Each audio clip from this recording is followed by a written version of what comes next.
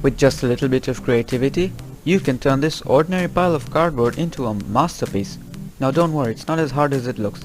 Also note that I have altered the proportions. Okay, so the first thing you can do is study a few images of the 67 Camaro so you have a better understanding of what it looks like from several angles. The next thing you need is a set of wheels, and I'll show you how I made this one along with a functioning suspension system, hopefully in another video. Next you need to decide how wide you want your body to be. I've decided to have it from somewhere around here to somewhere around there. To make the face you have to work with half first to achieve the best symmetry. This is the result and it looks like the present Camaro. Now this is what half of it looks like, and if I bend it carefully around those creases it looks something like this. Looks really good. Looks very smooth from the side and looks pretty good from the bottom as well. To obtain near perfect symmetry, this is what I do. I lay it down and trace it out again, and then this is the mirror line. I flip it over and carefully line it up properly next to it and trace it out again. So I've cut it out and folded it gently around its creases and temporarily stuck it with tape at the bottom, although you might have to make some few adjustments before you're completely satisfied with your result. To make the central feature, it's as simple as drawing two pairs of creases, and for each pair you force one crease over the other, like so. The front fender is simply a rectangle with an arc cut out at the bottom and a slightly curved crease above it. You have to bend this entire piece around the arc and at the same time gently along the crease. You can go ahead and stick it to the front such that the creases line up nicely. It's a good idea to have some excess so that you can always trim it down to a good fit. Next you open up the face, cut it at the middle and trace the piece out again with its mirror image as before. This is half of it as one piece. You can see the creases lined up well.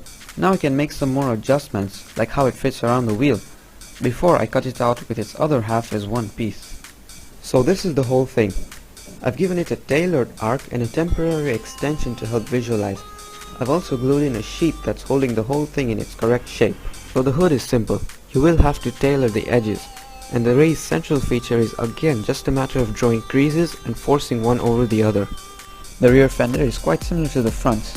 Key differences are that it's not as long, there's a slight angle at the back, crease is higher, there's a hump above it, and the flares are really just a crescent shape from a circle bigger than the wheel.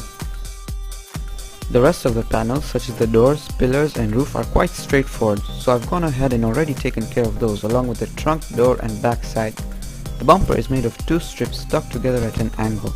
I've cut out space for the license plate and the flares are looking pretty good too. So here's a supercharger. It's a rectangular base for the compressor, a narrow strip for the belt drive, a cone for the gear, a ring for the neck, a fat strip for the filter housing, and a few more flat pieces take care of the rest. Triangular pillars hold the body up and define the right height.